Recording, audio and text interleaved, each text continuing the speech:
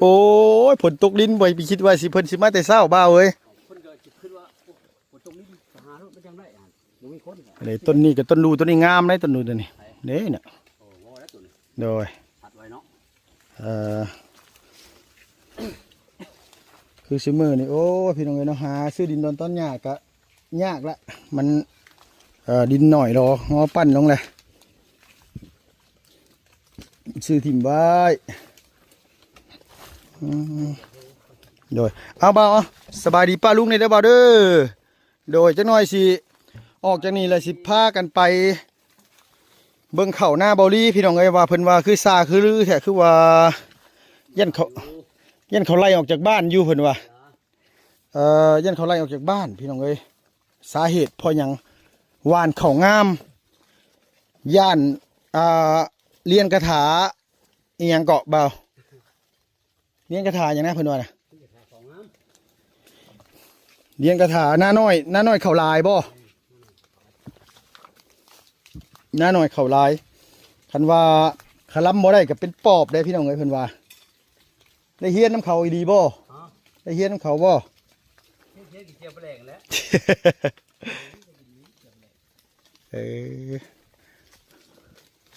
แม่นวะนี่ฮะเฮ็ดยังวะนี่โอ้มันกินบ่ได้นี่นะเฮ็ดนี่ฮะเฮ้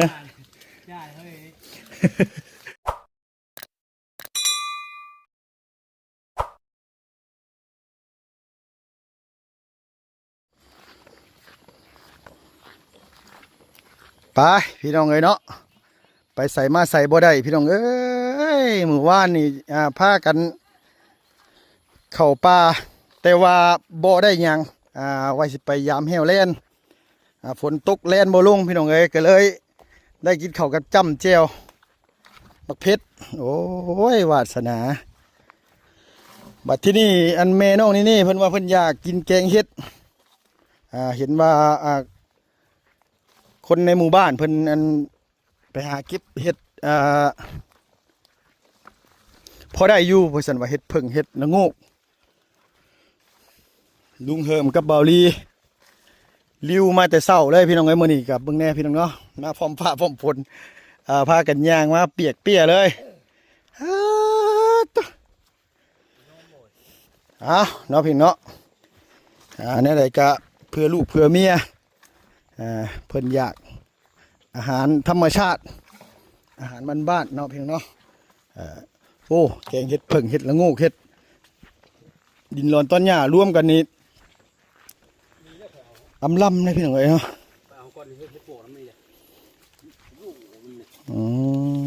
เจ้าก็มาขุดโพนนาข่อยจนมุนบดเนาะอันนี้หน้าลุงเนี่ยพี่น้องเอ้ยอันนี้คือหน้าลุงซื้อไว้แต่บ่ได้เฮ็ดหยังป้าข่อยมาบัดนี้ต้นไม้ข่อยเจ้าตัดถิ่มลายเลยเนาะมีนี่บอกว่าสั่งให้เพิ่นตัดบ่ตกรูใหญ่ไว้เลยนะโดยมีอยู่ต้นรูเพราะว่าแบบห่านอะไรมันอันนี้ตัวนี้ออกเลยครับมันหมหนำเลยหมเครือมันโดยใหญ่ไว้ต้นประดูพี่น้องเนาะมีอยู่20 กว่าต้นในบ่าวเอ้ย20 ปลายต้นแมนกกรุ่นเดียวกันนี่20 กว่าต้นนับไปกับแม่น้องนี่ตอนนั้นแต่ว่าตอนนั้นข่อยบ่ได้ให้เพิ่นตัดได้นี่พี่น้องเอ้ยแต่ว่ามาได้เพิ่นทางไว้เลี้ยงงูเลี้ยงควายแหละมั้งสงสัยเพราะว่าข่อยอยากให้มันเป็นป่าข่อยอยากให้มันเป็นแบบฮะโดยนี่มันเป็นป่าว่าไม่ว่าเขาอยากให้มันเป็นป่าแบบว่าธรรมชาติสินะพี่น้องแบบว่าป่าติ้วป่ายังบัดที่นี่มาต้นไหนไงข้าเจ้าก็เอาไปใส่เตาเบิดแหละ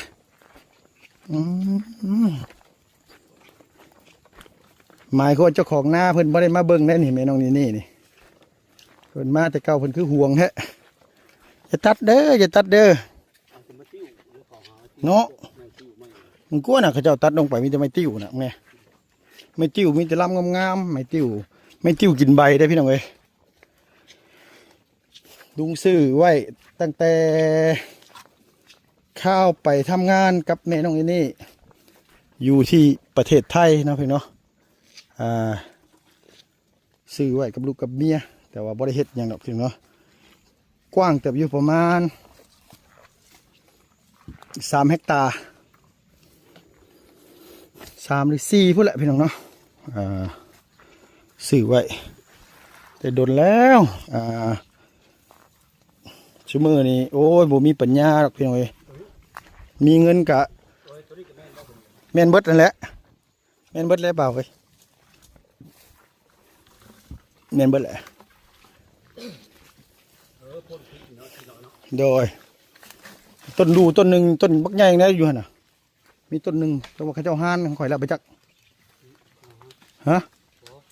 เห็นอยู่บ่มาแล้วกับเลาะเบิ่งให้แหน่มันมีต้นดูต้นแดงที่แบบว่าที่เป็นราคาเนี่ย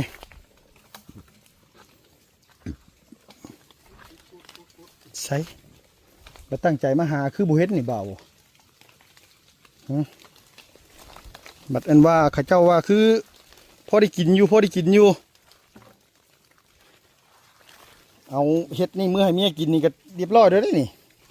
น้ำลายปูมปากก็ได้ฮะเพิ่นขี่จะหาค้อนของเราอยู่เพิ่นนอนจะหาบอลหมายความว่าใดๆข้าเจ้ามาเอาเบิดเลยข้าเจ้ามาเอาเพิ่นหาแต่เช้าแต่เที่ยงเนาะโอ้ยฝนตกลิ้นบ่ไปคิดว่าสิเพิ่นสิมาแต่เช้าบ้าเว้ยเพิ่นก็คิดว่า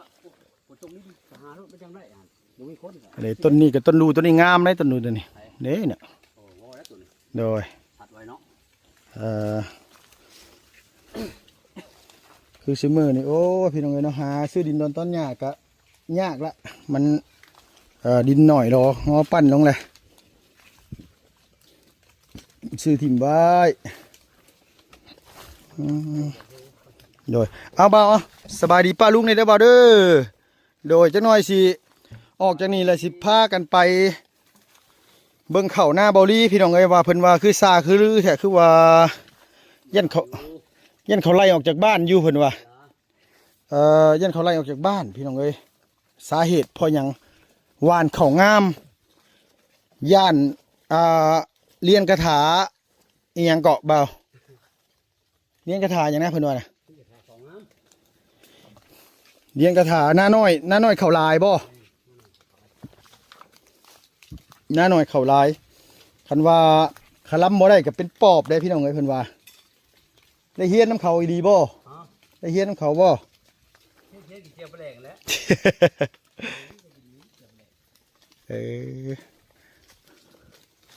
แม่นวะนี่ฮะเฮ็ดยังวะนี่อ๋อโอ้มันกินบ่ได้นี่นะเฮ็ดนี่ฮะเฮ้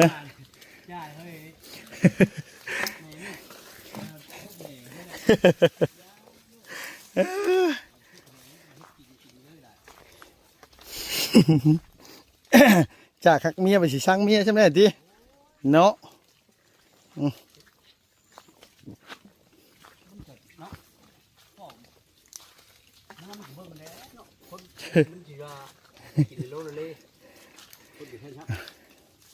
คนเฮงระวังยำทีใช้เลาะทางไหนแบบนี้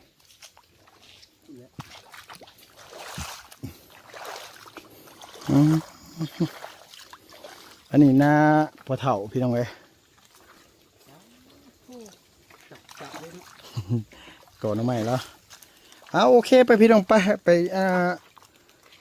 รุ่นไปอันนี้เบิ่งน้ำกันว่ามันสีมานหรือบ่มานนะพี่เนาะ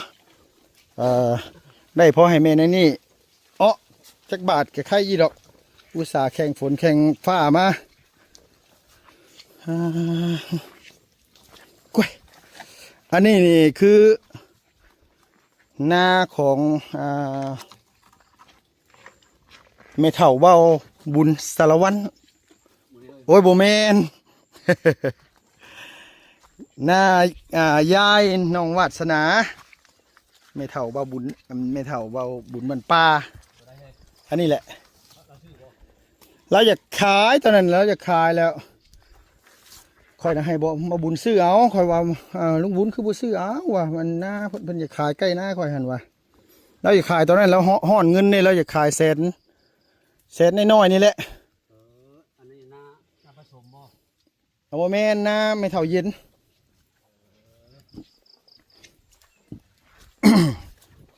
บอกว่าให้เราซื้อเอามันจึงติดกันว่ามีที่ดินดอนต้นหญ้าไว้ก็ดีเอาแล้วย่างมาเป็น10 นาทีแหละพี่น้องยังไม่เห็นเห็ดจักดอกอยู่นี่เห็นดอกเดียวก็กินบ่ได้ซ้ำเมื่อกี้นี่เนาะมาลุ้นกันเบิ่งพี่น้องเอ้ยว่าสิได้หรือบ่ได้เนาะโจ๊ะก่อนตั้งใจหาเห็ดก่อนบาทนี่พี่น้องเอ้ยน้องมาต่อกันเลยบาทนี่ตอนแรกว่า10 อันไปเก็บเห็ดสิทายพี่ให้น้องเบิ่งโอ้โหฝนพี่น้องเอ้ยฝนอีฟออีเมฝนเทลงมาปั่นฝ่าหัวโพดโพบอลี่ย่างกับสิบไล่เลยฮะอย่าว่าแต่เจ้าเท่าเฮาคือกันแหละพากันย่างมาพี่น้องเอ้ยเพราะว่าน้ำแกงแม่นว่าเบามันเอารถจักรมาบ่ได้เนาะ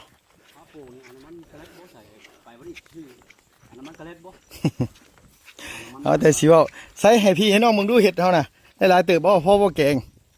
พออันนี้ก็ไข่มันเห็ดงู โดยเห็ดดินเห็ดรวมพี่น้องเมื่อล่างเลยแกงใส่อันว่าพอเจ้าคือบ่ใส่น้ำกับไม่ได้เป็นยังมันบ่เดี๋ยวมันสิเต็งเดี๋ยวมันสิแตะเห็ดดินมันอ่อนอยู่แล้วมื้อนี้เพิ่นลกหญ้าโดยต้องดุได้เนาะบ่ถึงเนาะดุได้จังได๋เมื่อแกงใส่ส้มใบกระเจี๊ยบพี่น้องเอ้ยหนึ่งเขาห้อนสดบะเนี่ยสุดเท่านั้นปกยังบ่นกเขาเองนะ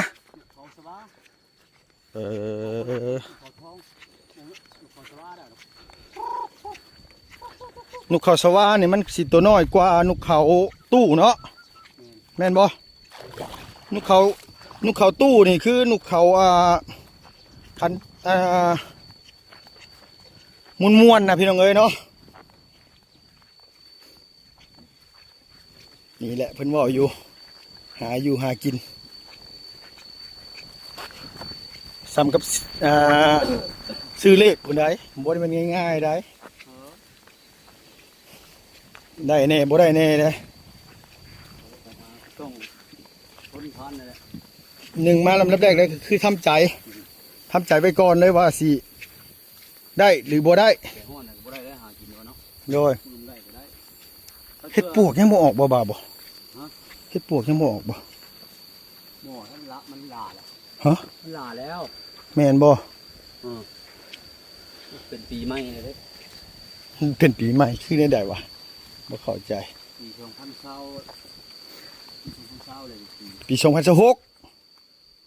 มียัง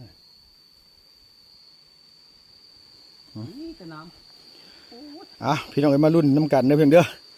กำลังสีอันว่าไตขัวพี่น้องเนาะบ้านลุงเอิ้นขัวขามน้ำห้วยมันก็ลงไว้อยู่เบาอันนี้น้ำมันอะไรได้นะป่วยอันนี้ป่วยสมปอยแล้วห้วยสมปอยโดยถ้าไทยบ้านเขาเอิ้นกับห้วยใหญ่พี่น้องเนาะบ้านโคกใหญ่กับมันพาบ้านโคกใหญ่เพิ่นก็เอิ้นห้วยใหญ่ที่จริงมันชื่อมันน่ะชื่อห้วยสมปอยบ ตึกปลายังพอได้กินยังด้วย โอ้พอได้เจียวเนาะ พอได้เจียวสินะ พอได้แกงก็แกงได้เยอะทำหอยอยู่แกงเอาเนาะ พอได้กินอยู่ติ พอได้กินเนาะ มากับฤดูกาล มาน้ำหลังหมูอย่างได้ทำหมูเนาะก็ได้ทำแล้วก็ชมเลยแหละเฮ้ย โพดโพดีแล้วเนาะอันว่าครูเพิ่นนั่นว่ามาหากับป้าฝนตกจากกับมา ท่านก็เลยสิว่าไปไว้เลี้ยงซ่าเนาะเฮ็ดหยังก็ลำหลังก็บ่ได้เฮ็ดหยังคือกันเฮ็ดก่อนเฮ็ดละเฮ็ดก่อนก็มันก็ได้ก่อนบอกนี่ตัวไปลำหลังก็ได้ทำนี่เด้อก็พอได้แกง โดย หมู เก่งตักบาทหนึงพี่น้องเอ้ยโอ้ยแม่น้องนี่มักเท่ๆเด้เก่งเฮ็ดอันนี้นะ หมูแกงหาเฮาได้อ้ออันนี้ โดย คือ เฮาก็แกงคือกันใช้น้ำหลาย หืม ๆเฮาก็แกงคือกันใช้น้ำหลายๆเอา โอ้มันแกงก็บ่อยากปานใดแล้ว แม่นบ่ เอาเนาะเอาให้น้ำเจาะเด้ ใช้น้ำมาเจาะพี่น้องเอ้ยว่าสิทายให้พี่ให้น้องเบิ่งตอนหาอู้ยฝนอีฟออีเมฝน เปิดเนาะคนปีเนาะ พลึกพิล่ำอีหลีโลพี่น้องเนาะประมาณอาทิตย์ปลายได้พี่น้องเอ้ยบ่ได้เห็นแดดฮอดมือนี่เห็นอยู่ประมาณชั่วโมง2ชั่วโมงนี่ก็ตกอีกตกคักตกแน่ดีโลเมื่อยดิ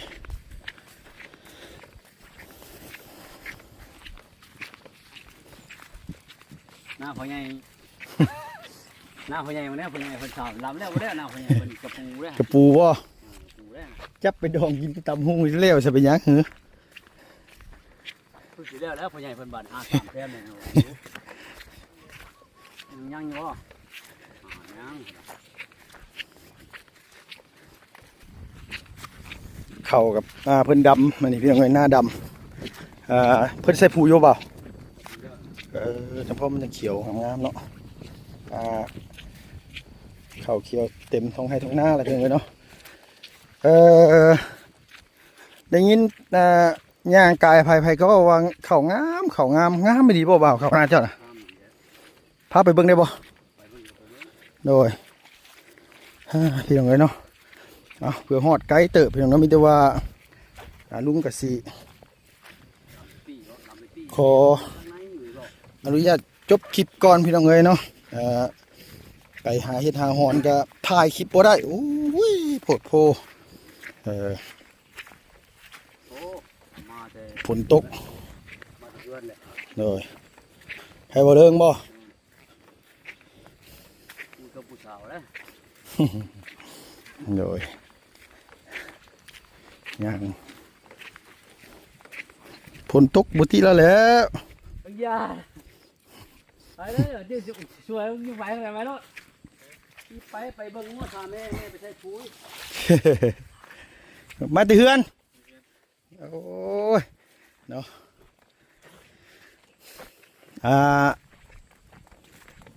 ผู้บ่าวพอห้างแต่ว่าบ่มีลูกติดได้พี่น้องเอ้ยตอนนั้นคือทางลุงเบาเสียงแล้วก็เบาลีพี่น้องเนาะเป็นลามอยู่บ้านนาคำใต้